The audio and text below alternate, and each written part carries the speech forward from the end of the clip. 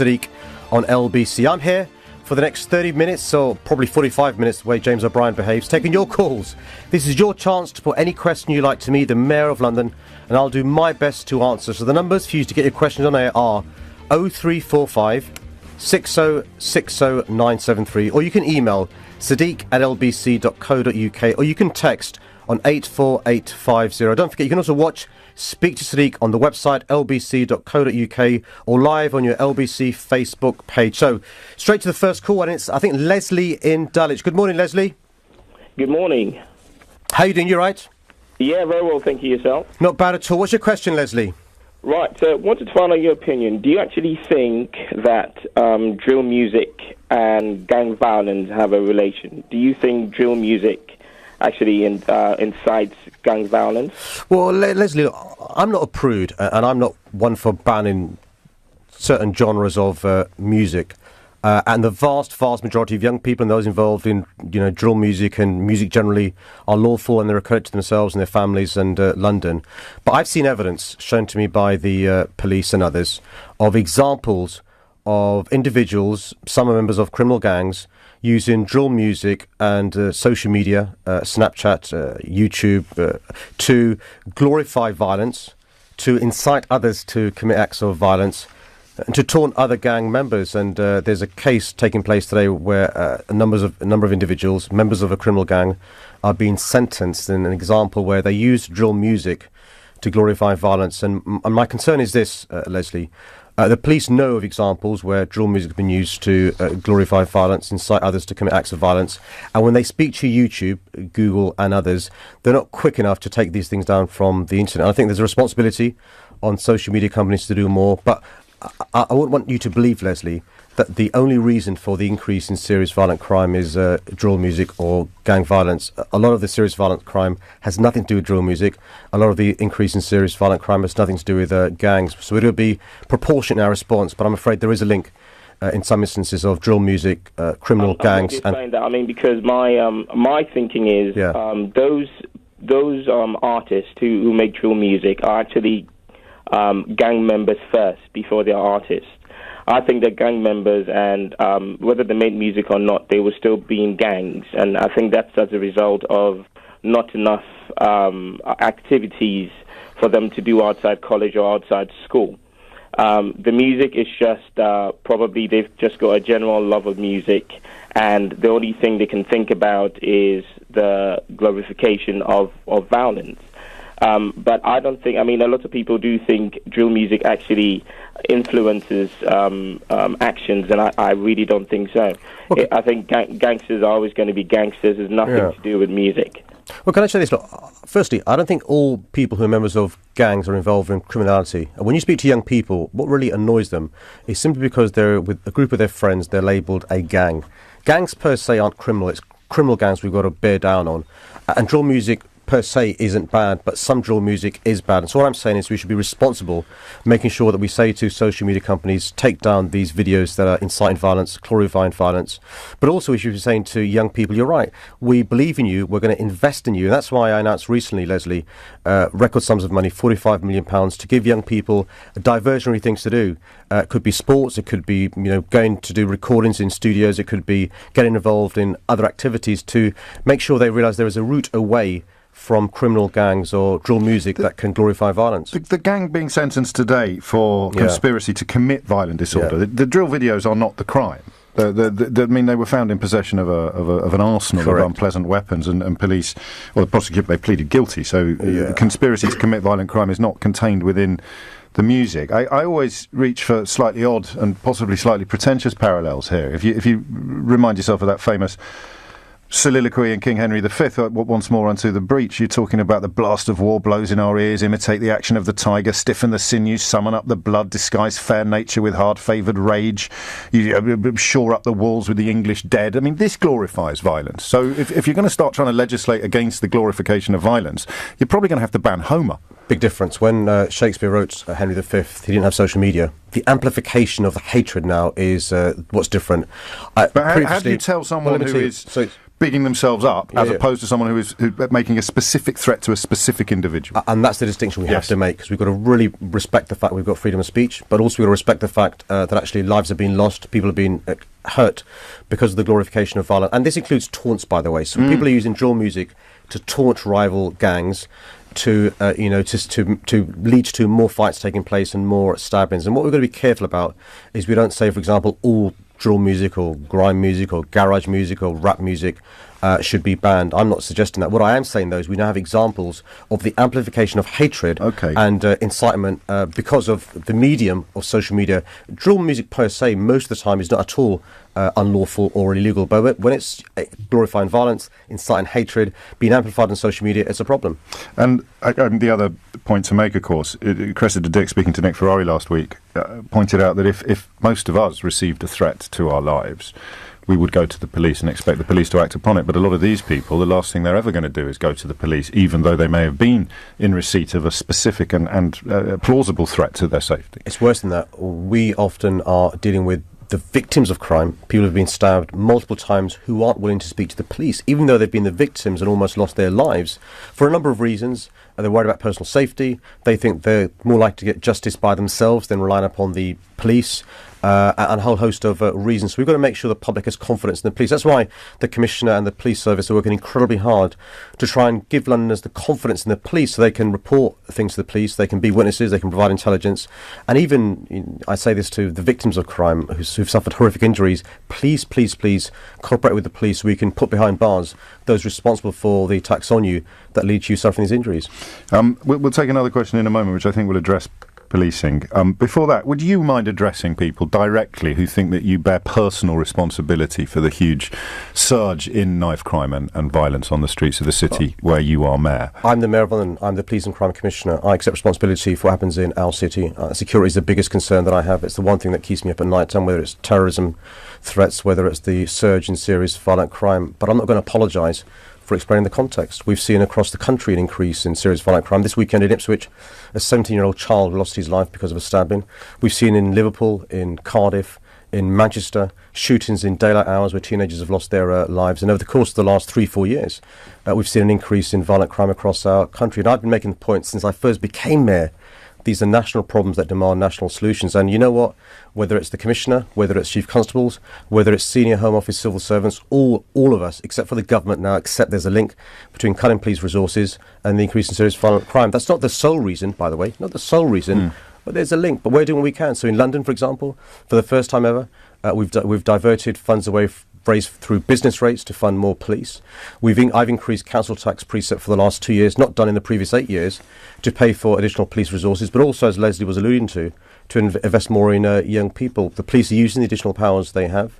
And we've got to make sure we work with the police to deal with this problem. But I'm not going to apologise for making that point. But of course, as the Police and Crime Commissioner, I accept responsibility. But we've danced around this before. It's as if you're accepting responsibility and not accepting it at the same time. Well, and people get very frustrated. And I mean decent people. I don't mean people who are going to pick on you because of your ethnicity or your faith, whatever you do. I mean decent Londoners who are looking for leadership. Yeah, let me give you one stat. So the number of police officers in our city is now less than 30,000.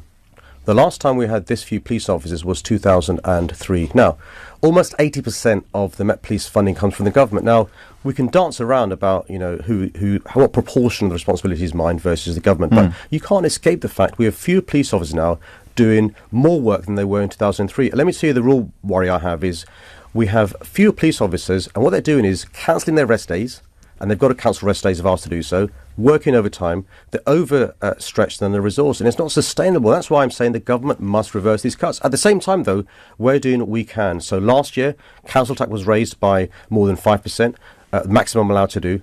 The previous year, we raised it by 1.99%, the maximum I'm allowed to do. On top of that, I diverted monies raised via business rates. So we're doing what we can in relation to funding, but also the police have my full support to use all the tools they have, whether it's targeted intelligence-led stop and search, whether it's the use of Section 60, or whether it's the new violent crime task force that's funded by City Hall funds. And I've been out and about with them while they've made arrests, taken knives off our streets and done their weapons sweeps as well. I will support our police, but it needs Londoners to help us as well. And that means also, by the way, lobbying this government. I may slightly have stolen then the thunder of the next caller. So I'll introduce Stephanie in Rotherhithe. What did you want to ask the Mayor, Stephanie? Good morning, Stephanie. Good morning, Sadiq. Good morning. Hi, I'm calling from Rotherhithe, where I represent quite a large community of people who are being very active against the rising crime.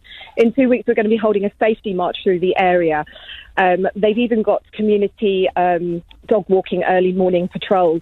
I understand that there is a massive lack of funds for policing, but do you suggest that? How do you suggest we're going to increase funds for policing? How can we raise funds so we can get more officers on our streets so that the communities don't have to patrol the streets themselves?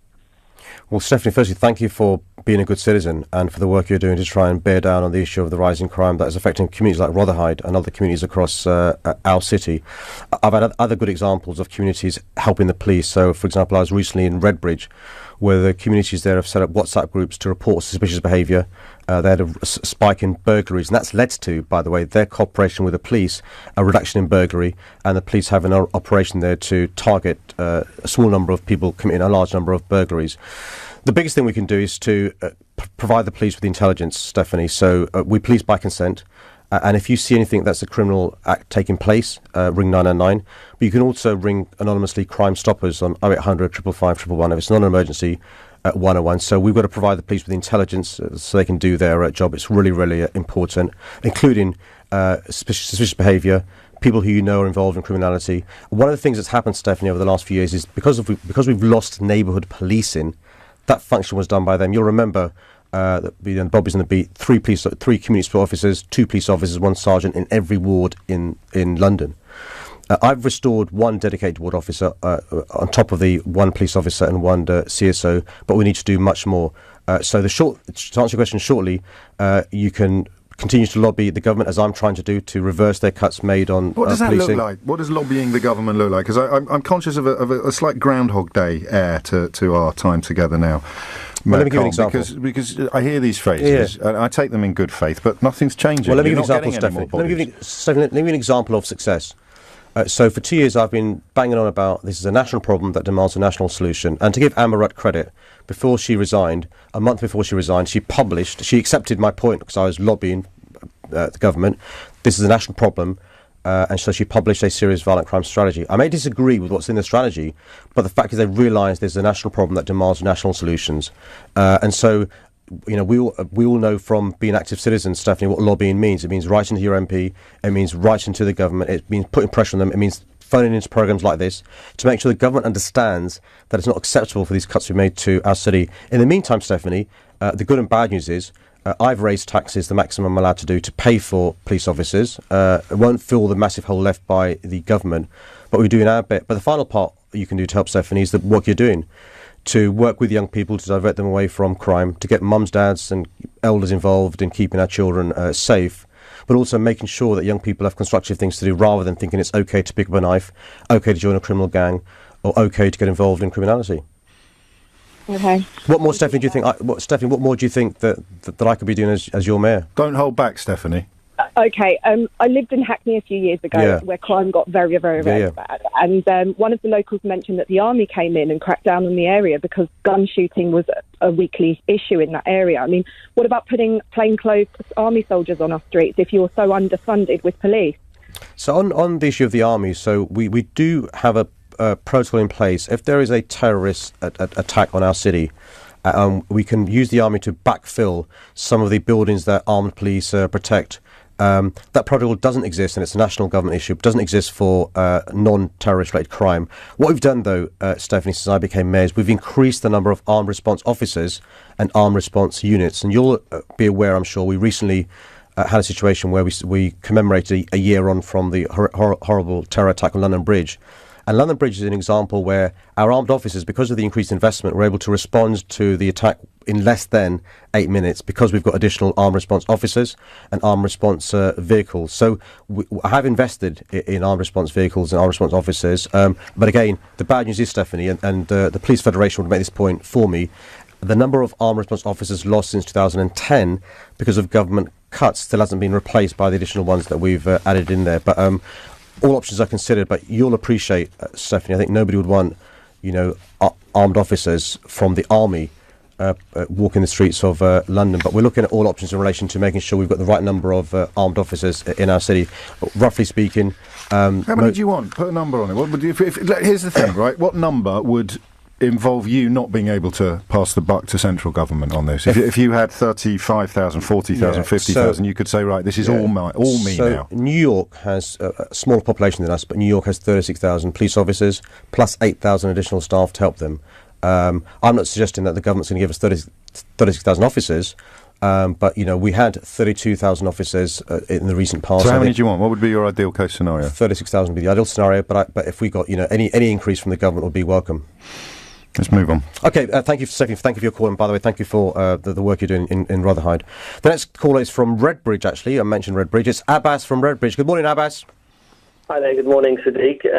Just a quick question really in relation to the Conservative Party, and what are your feelings about pushing them to have an independent investigation in relation to all the Islamophobic, and I don't really like to use that word, I like to use the word just bigotry really that we've seen against Muslims and Islam by some of the members of the Conservative Party. What are your feelings regarding that? Just by way of context, the chairman of the Conservative Muslim Forum has accused his party of a failure to take action on Islamophobia. Labour, of course, has been battling many accusations of anti-Semitism, but calls for an independent inquiry. I don't know if you've added your voice to those. Well, Abbas, I haven't so far, to answer James's question, added my voices, but let me just deal with this. Look, I think no political party should be a safe space for bigotry, in your words, whether it's anti-Semitism or whether it's Islamophobia. I'm afraid the party that I belong to and I love, the Labour Party, has been far too slow to act on serious allegations made of anti-Semitism against members of the Labour Party. I also think, by the way,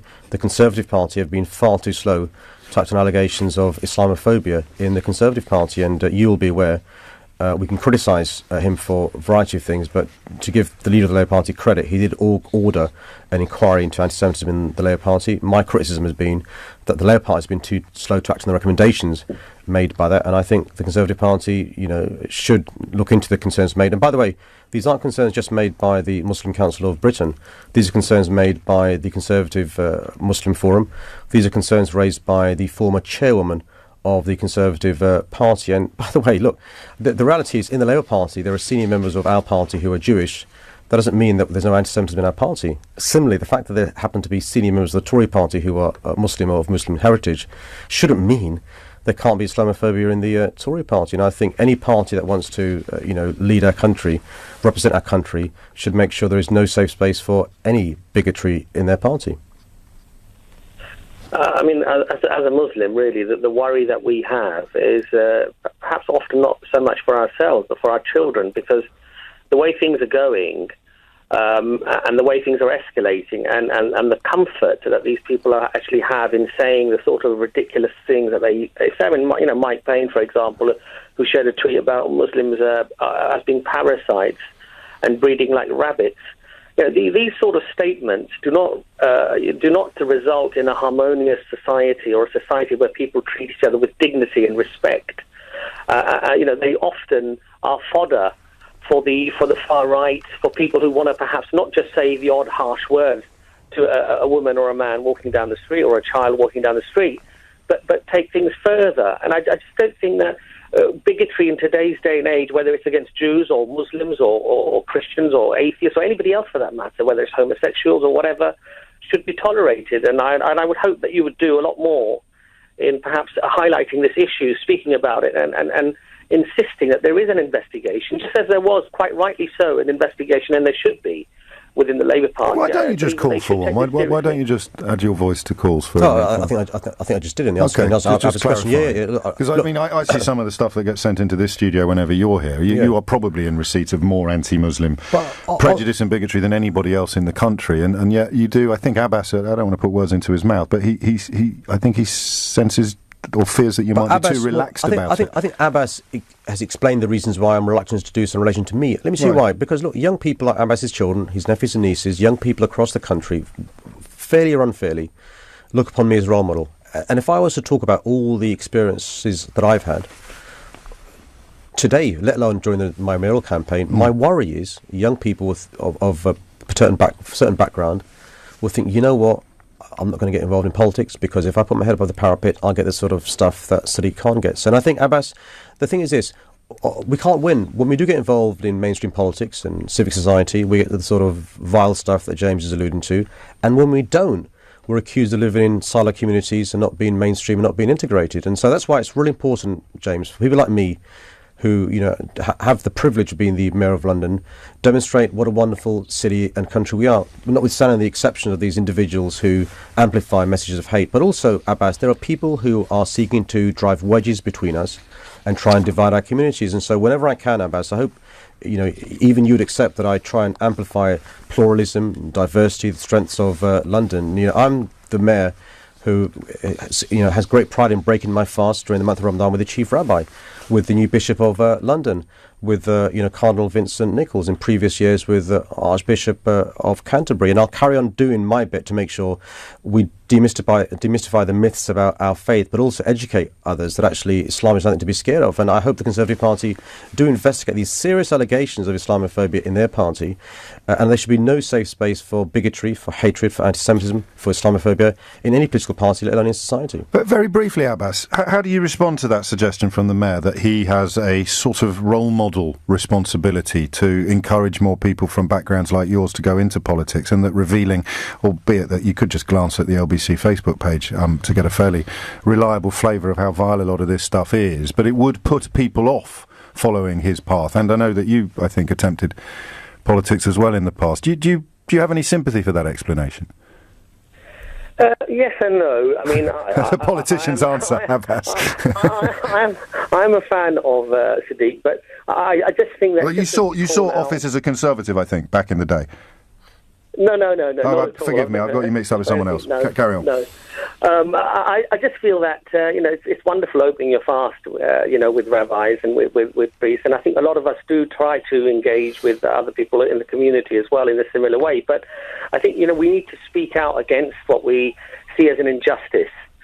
Because otherwise, there's that famous saying, and I'm not going to try to quote it, but it's not just the people who do the bad things, but it's the people who don't speak out, don't stop others from doing those things that perhaps cause many of the problems. We need to speak out against these people. We need to insist that there is an investigation, and it should be independent.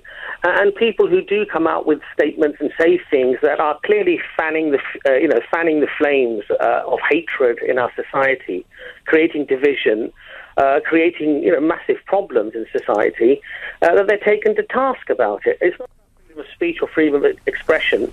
It's about, in a civilized society, which we thankfully live in, we shouldn't tolerate these type of things. Abbas, I agree with you. And the next caller is Donald Trump from... No, it's not really. And that's an example there, Abbas. I mean, look, people criticise me for, as the Mayor of London, speaking out against what President Trump tweeted, amplifying the tweets of a far-right group. So I think, if one was being fair, one would say I have stood up to people who divide our communities and try and give the impression that it's not possible to be British or Londoner and a member of a religious minority. And I'll hear what you said, Abbas, and I'll ponder on what you've said. We've got another caller. The next caller is from Knutsford. It's Matthew from Knutsford. Good morning, Matthew.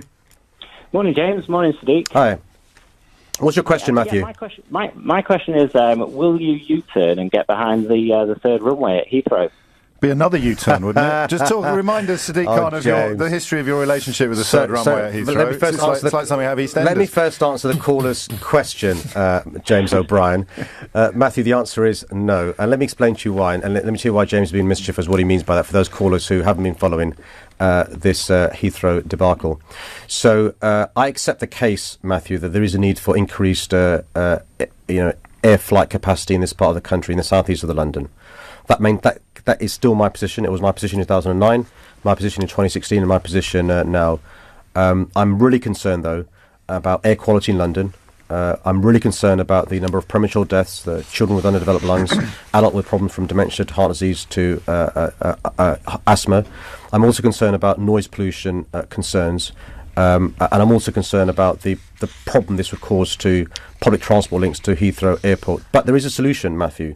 That is not a third runway at Heathrow that would have air quality problems, noise problems, and all sorts of legal problems and would be very expensive, but a second runway at Gatwick. You don't have the air quality problems, you don't have the noise pollution problems, it's cheaper, it's quicker, and it could lead to us addressing the needs of increased airport capacity. And I'll tell you this, Matthew, Chris Grayling, yes, he's the Secretary of State for Transport. Chris Grayling this week may have announced that there'll be a vote in Parliament in relation to Heathrow Runway 3. But if it was to happen, it will happen far, far, far longer in the future than a new runway at Gatwick. So if you believe in the case for increased air flight capacity and want it to happen sooner rather than later, with less of a cost to the taxpayer, without air problems or noise pollution problems, you should be supporting a second runway at Gatwick. Do you think the Labour Party should whip against it? Because for the reasons I've alluded to, yes. Yeah, I don't see how you can. They will. Well, let's wait and see. I think Jeremy Corbyn and John McDonnell have been, consistent about their position on runway 3. And I'm not against Heathrow per se, Matthew. I think we need a better Heathrow, not a bigger one. But I think what we can't afford is not to address the serious problems around air quality and noise pollution in our city. And I think this is a 20th century solution when we've got 21st century problems. Matthew, while you're on the line, if you bump into Andy Burnham, ask him if he fancies doing a phone-in with us on LBC. It strikes me we should be speaking to mayors at both ends of the country. Do you bump into him often on your travels around Cheshire? I don't, I'm afraid. Oh, get your finger out, mate. Come on, I need a bit of help. This is crowdsourcing. But yeah, I mean, just to go back on what Sadiq's saying there, I think the key point though is that it needs to be a hub, and it's the hub factor that is the main benefit in the expansion here. So. Because I don't think you're going to get the big airlines to move and split operations. And equally, I think the fact of the hub is, you've got then the good links with all the other shuttles across the smaller airports of the UK. If you set up a second one at Gatwick and increase the size of that, then you need to introduce more shuttle runs between all the other airports across the UK. I must say that's right, Matthew. That's why I said it's a 20th century solution. It's a 20th century solution to a problem that's different now as we evolve with technology. I think people are peeling away from the hub model. The bigger airlines now are going to other airports, but also if we invested in better links between Gatwick and Heathrow, that would address if these problems really do exist. I don't accept that Heathrow Runway 3 is the answer to the 21st century challenges of aviation, not just in our country, but around the world as well. Matthew, thank you for your call. I've got another call from outside London. It's from Ipswich now. Gary, good morning. Thank you very much for ringing in. Hello, Mayor. Hello, James. Hello, mate. Sadiq, like you, son of a bus driver. Good man. I didn't know that about Sadiq Khan. You should mention it more. The thing about advertising and Jamie Oliver's call for a ban on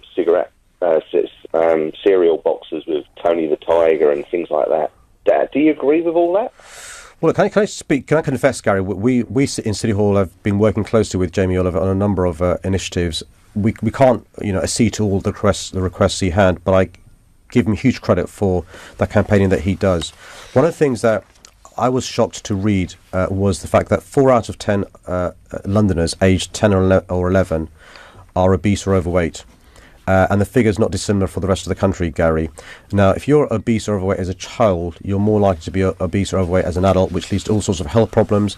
It causes economic problems and is a huge loss of potential of people across our country. So we know advertising works. Otherwise, why would people bother advertising? We know it. People spend huge monies in this. What we should be doing is encouraging young people to eat healthily, eat sensible foods, and families as well. Advertising doesn't help. And so I've announced recently a consultation to ban junk food advertising on the TfL network.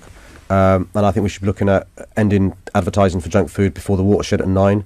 And other things we can do as well to change behaviour. And put it this way, if advertising didn't work, why would companies spend millions and millions of pounds advertising? So it must have an impact on behaviour. Would you get rid of the cartoon characters? I mean, simple question, yeah. Tony the Tiger. Because it attracts. It's clearly aimed at young children. I think this was Jamie. I was on holiday last week, but I think this is Jamie Oliver's content. I think it's worth speaking to those who make the cereal boxes, cereal and the boxes and stuff to talk to them about doing so and stuff. I think. When you speak to experts, medical experts now, they will tell you too much sugar is a ticking time bomb when it comes to the health of citizens today. And by the way, 40, 50 years ago, there were people claiming that smoking fags weren't a problem and stuff, and lo and behold, we discover it is. I never know whether I'm wasting my breath doing this, but would you mind addressing the kind of angry constituency who think that you putting attention into things like adverts on the underground somehow explains why the violent crime scenario is so bad. So just to sort of quote the flavour of that kind of contribution to the programme, why are you banning adverts on the tube instead of concentrating on violent crime? I think when you're the Mayor of London, you've got to be able to do more than two things at once. And, one of the things I'm also responsible for is making sure we have jobs in our city.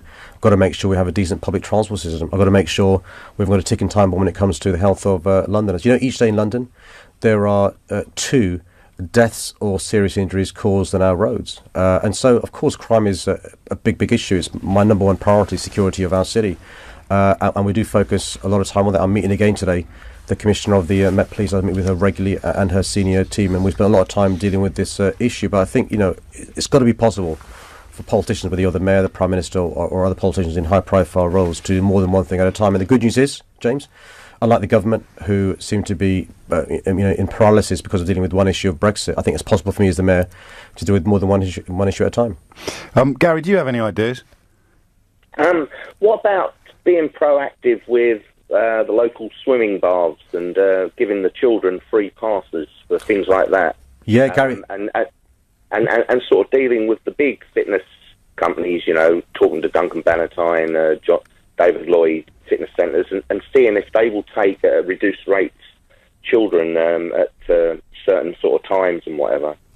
Good news, Gary. So not only are local authorities across London, some of them, Southwark's a good example, free leisure centre membership for local residents, but also other parts of London have free sessions for older Londoners who obviously need to exercise, and younger Londoners as well, including free swimming. In London, from City Hall, what we're doing also is funding sports facilities. Matthew Ryder, my Deputy Mayor, has announced new funding, £8 million around sports facilities.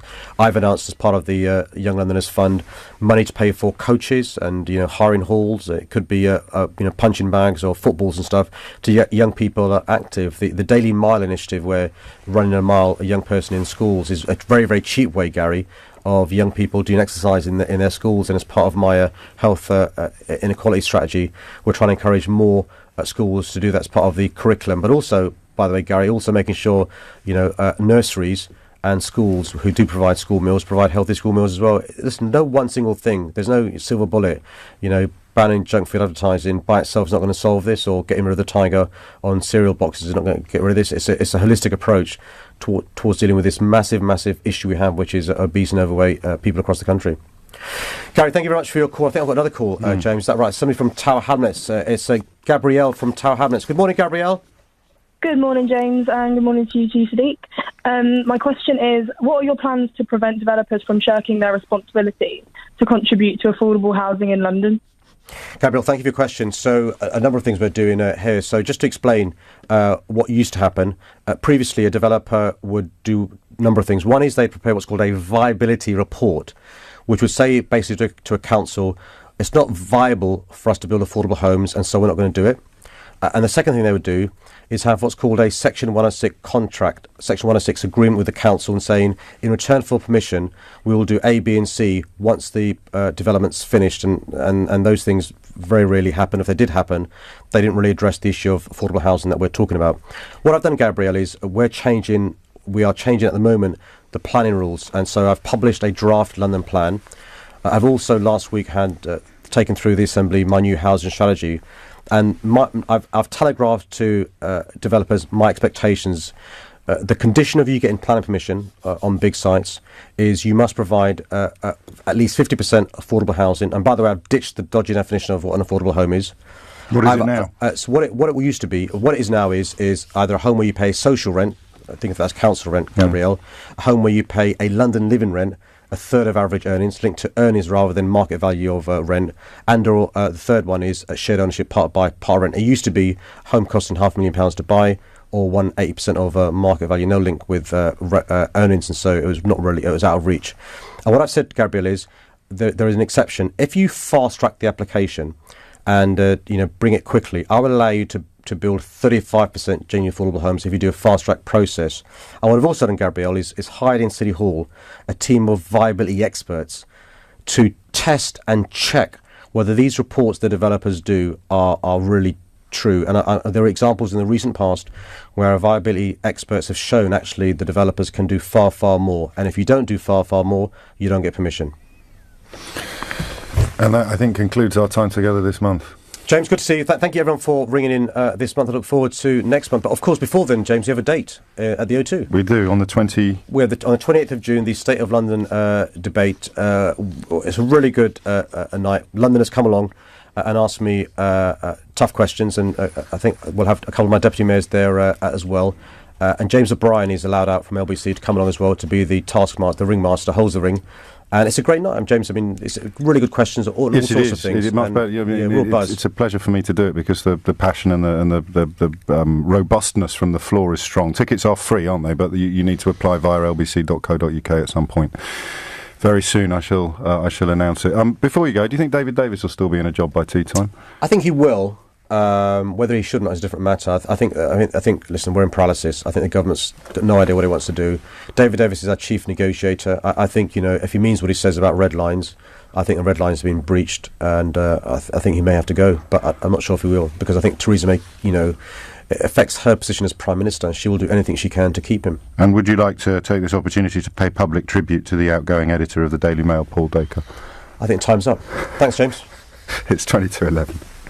LBC at the weekend. Tom Swarbrick. Do you think having an abortion is as bad as what went on during the Holocaust? It's killing. It's not the same thing, my friend. It is clearly not the same thing. You cannot say that at the moment of conception, that life